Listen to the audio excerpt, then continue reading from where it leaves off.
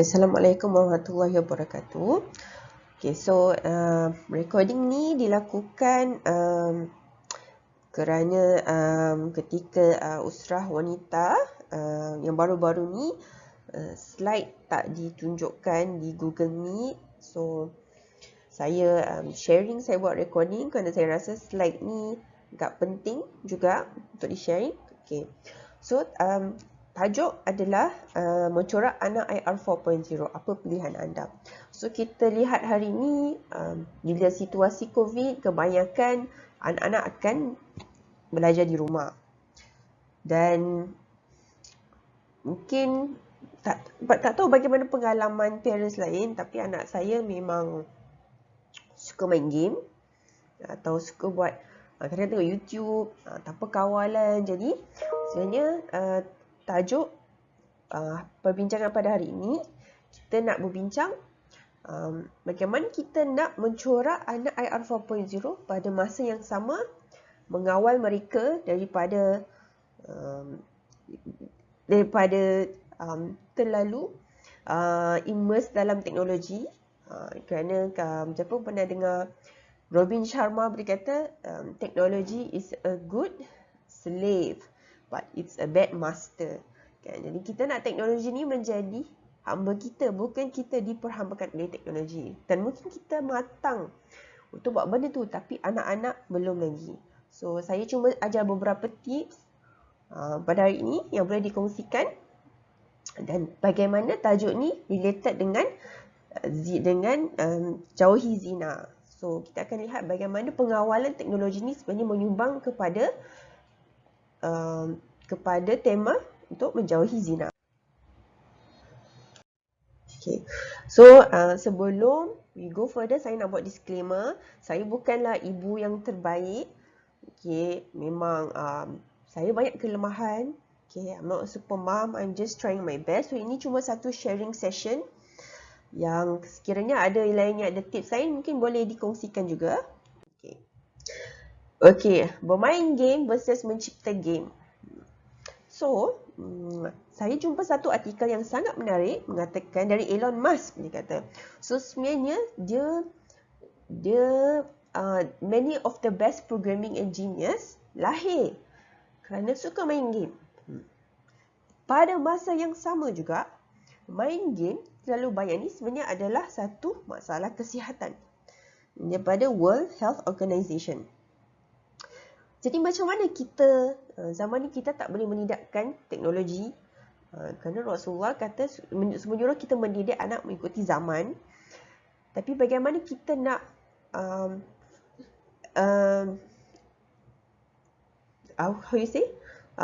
bentukkan anak kita kepada something yang lebih bermanfaat, kan, supaya masanya dengan teknologi tidak sia-sia. Okay. So sedikit background bahaya games dan gadget.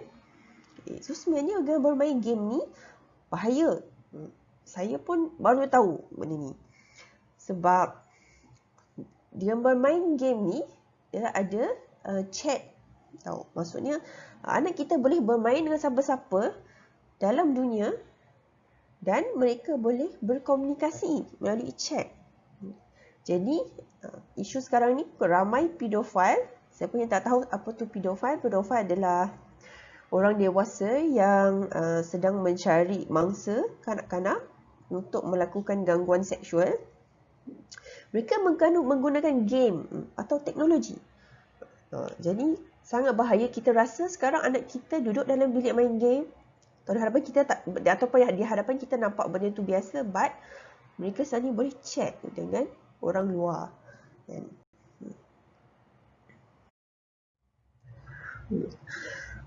So gangguan berbentuk seksual juga berlaku di atas talian.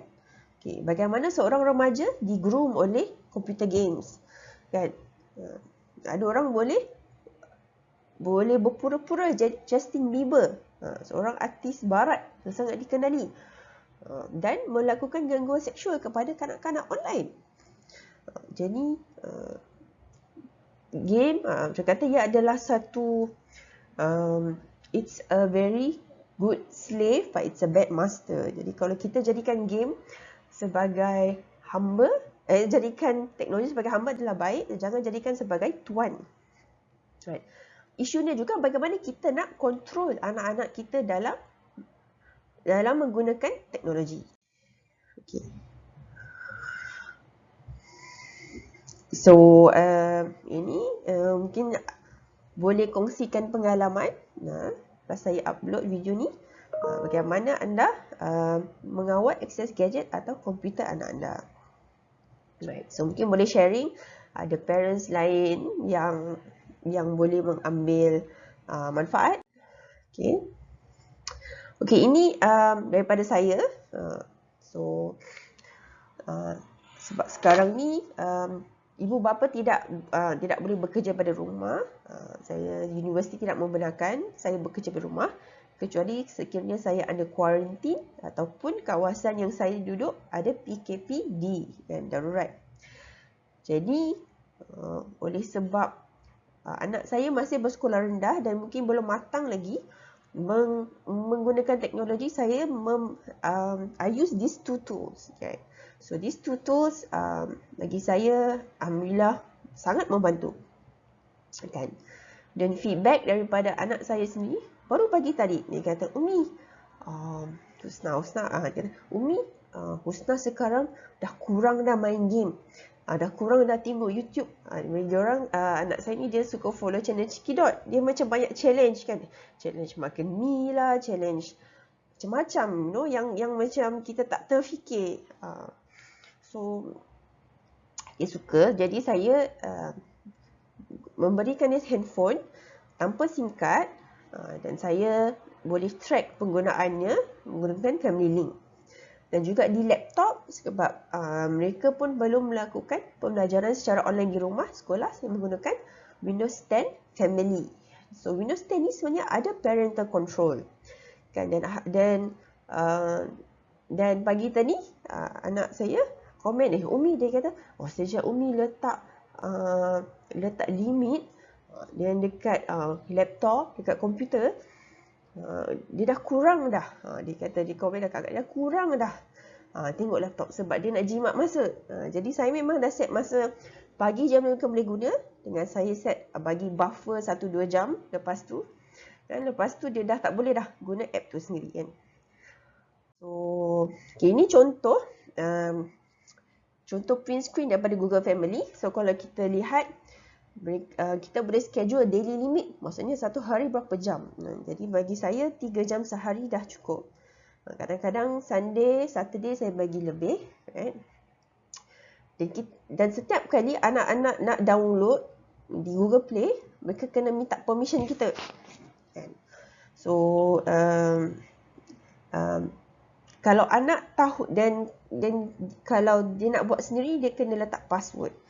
So anak saya bijak, dia pun tahu juga password saya kan. Dia sebab sebelum ni banyak pernah login saya punya email, dia tahu. So tapi bila tiap kali dia download tu, saya akan dapat notification di handphone dan saya boleh terus, kalau saya tak suka, saya boleh terus block kan. Dan juga dia memberi reporting kan, Instagram hari ni berapa jam, game Among Us berapa jam contohnya kan. Dan kalau dilihat kat sini, sebab Google Family tak membenarkan budak kurang daripada 13 tahun tengok YouTube. So jadi YouTube ni sebenarnya mengikut Google Family is not safe for kids. Dia ada lagi satu YouTube Kids kan. So YouTube dia tak bagi, dia hanya bagi YouTube Kids sahaja. So mereka tak boleh access YouTube. Jadi anak saya cuba download GreatTube, dia macam YouTube juga. So bila dia cuba download, saya telah block kan. So ini contoh print screen untuk Microsoft Family. Okay, so ini anak saya Z dengan M, ada dua anak yang saya link kepada laptop. Mereka ada laptop sendiri. So dan saya boleh set masa bila diorang boleh tengok guna Chrome kan. So Chrome ni browser lah. So sehari 3 jam 45 minit ya. So Firefox ni saya bagi sehari 2 jam sebab diorang tak boleh buka YouTube dekat Chrome. Sebab guna login email Google Family memang tak akan bagi. Jadi diorang buka dekat Firefox. Sebab kadang-kadang perlu juga tengok YouTube, cikgu hantar link kan. So saya suruh dia tengok kat Firefox, tapi saya limit 2 jam je. Maksudnya kalau dia nak, maksudnya mungkin diorang pakai untuk YouTube kelas 15 minit ke setengah jam. Lepas tu dia ada 1.5 hours kalau nak tengok movie ke apa. Tak apa, saya bagi buffer sikit kan. So saya juga blog Roblox di laptop. Kerana benda ni agak addiktif. Bukan tak boleh, bukan so susah lah nak main. So ini contoh. So memang sangat membantu app ni. Saya sangat recommendkan Google Link Family dan Microsoft Family. Okay, so berbalik kepada tajuk sebenar kita, mencorak anak IR 4.0. Okay, so pengalaman saya suka menghantar anak pergi competition sebab masa tu lah baru nak fikir macam mana nak buat benda tu kan. So bagi saya, bila saya lihat silibus anak di sekolah pun, apa yang mereka belajar di competition tu boleh melangkau 2 atau 3 tahun silibus. Contoh, saya dah lihat silibus reka cipta sekolah menengah kan, form 1 to form 3. Diorang menggunakan Arduino. Dan bila saya lihat apa yang anak saya buat untuk competition tu, sekalipun dia baru sekolah rendah, tapi dia boleh pengalaman dia boleh menghasilkan something yang lebih banyak dia belajar daripada 3 tahun di kemahiran hidup lah. Maksudnya bukanlah semua biasanya mereka bentuk teknologi, dia ada skill-skill teori yang tu mungkin saya kurang boleh cover. Mungkin dari segi aplikasi, just apply, how do you create something tu, kita boleh bantu lah. Bukan nak kata pengalaman ni boleh menggantikan subjek tu, tak. Itu tidak adil dan tidak adil untuk cikgu-cikgu yang mengajar. Sekarang saya pun juga seorang cikgu. Sebab semua benda ada learning objective dia sendiri. Tapi pengalaman tu memang sangat bagi saya, impact dia besar kalau kita selalu hantar anak pergi competition. Okey, apakah silibus yang terkini? Sebenarnya siapa yang berminat nak enroll anak dalam program-program robotik, so sekarang kita ada Scratch. So Scratch ni memang tak guna hardware langsung. So if you're looking for something free and easy, memang the first thing you should go to is Scratch. Lagi satu adalah Microbit. Microbit adalah dia macam Arduino tapi dia lebih mudah. So kalau anak sekolah rendah, highly recommended go for Microbit. Harga dia dalam kurang daripada RM100 dia dapat. So it's very affordable dan sangat mudah, dan in fact dia boleh mencipta projek-projek yang hampir sama level dengan Arduino. Singapore Arduino untuk sekolah menengah, Microbit untuk sekolah rendah, tapi keupayaan dia sebenarnya sama macam Arduino. Bagi saya, untuk projek-projek sekolah menengah, so far saya nampak tak ada masalah untuk buat. Cuma dia sedikit costly.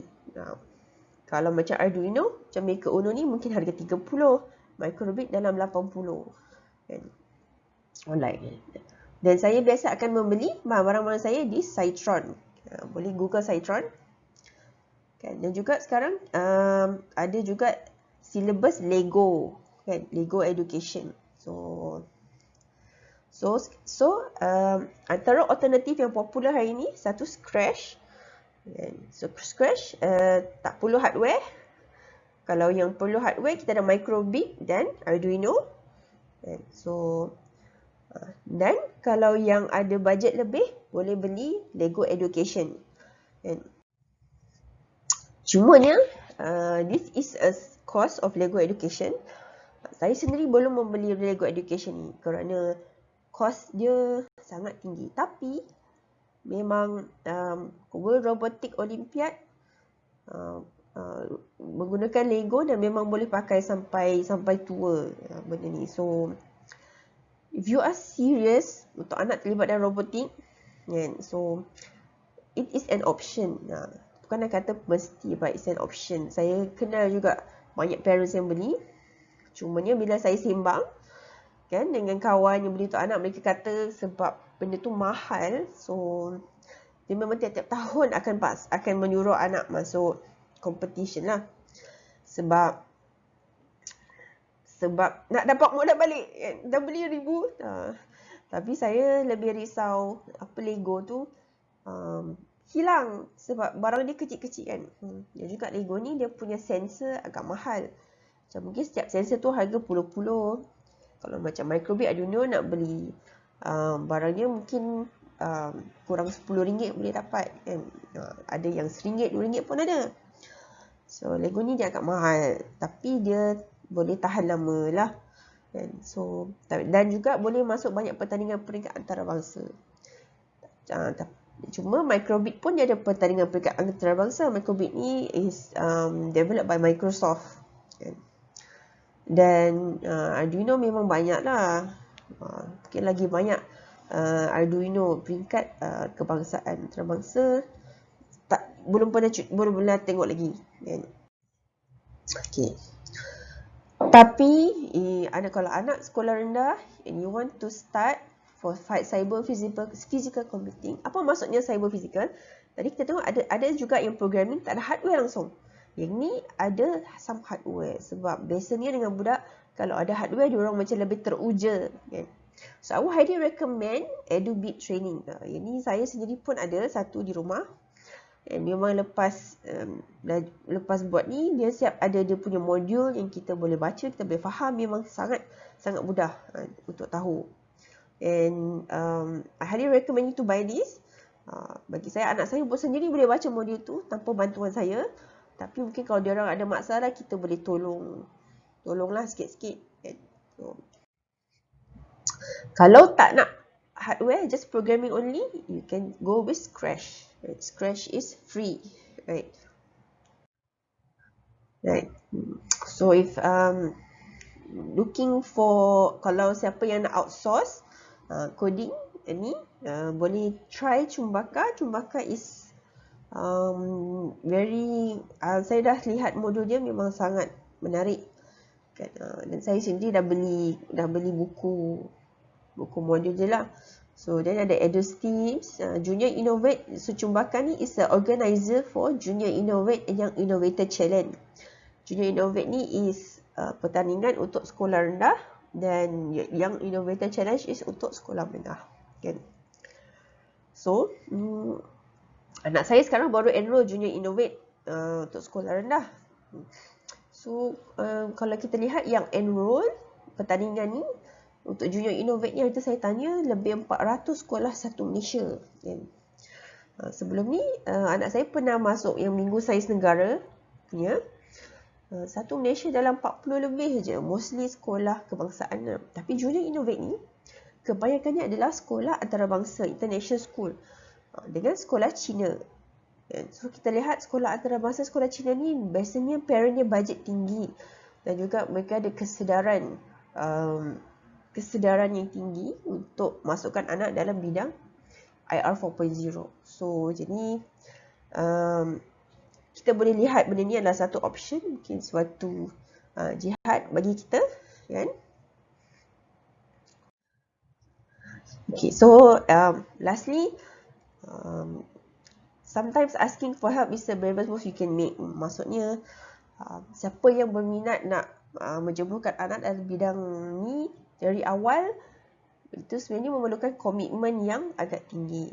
Okay. So if you need help, then you should ask for it. Macam saya pun, suami saya menyokong daripada jauh. Mungkin tolong support beli bahan, tolong dia memberi kebenaran pada anak-anak pergi kelas. Macam saya mungkin menggalakkan mereka masuk competition, tapi saya tahu kekurangan saya sebagai parent yang sibuk, dan saya memerlukan support daripada lain. Jadi biasanya saya akan enrolkan mereka dengan kawan mereka kat sekolah, dan kami mungkin parent pun boleh bincang, boleh bagi idea, right? Sebab biasanya anak-anak sekolah rendah ni mereka level apply, maksudnya kita ajar orang buat, orang boleh buat kan. Tapi nak mengeluarkan satu idea yang inovatif tu mungkin kena datang daripada parent kan. So kita just suruh dia apply atau buat macam ni, mereka boleh buat, mereka boleh explain kan benda tu. So komitmen parent juga adalah tinggi kan. Kadang-kadang saya pernah nak masuk anak dalam competition virtual exhibition kan, peringkat terbangsa lah, but this is just buat video kan. So pernah sekali tu ada parent yang WhatsApp tanya jadi ke tak, sebab dia punya deadline lagi seminggu nak kena hantar. So masa tu saya macam nak jadi, antara jadi tak jadi. Tapi bila ada orang WhatsApp tanya, kita macam okay, bersemangat balik kan. So ada benda yang kita tak boleh buat sendiri sometimes. So you can seek support right from others. The more the merrier, lagi banyak idea kan, dan juga mengurangkan waktu kita kan, especially yang ada komitmen tinggi. So itu sahaja. Thank you for joining us today. Harap apa yang saya share boleh membawa sedikit manfaat kepada lain.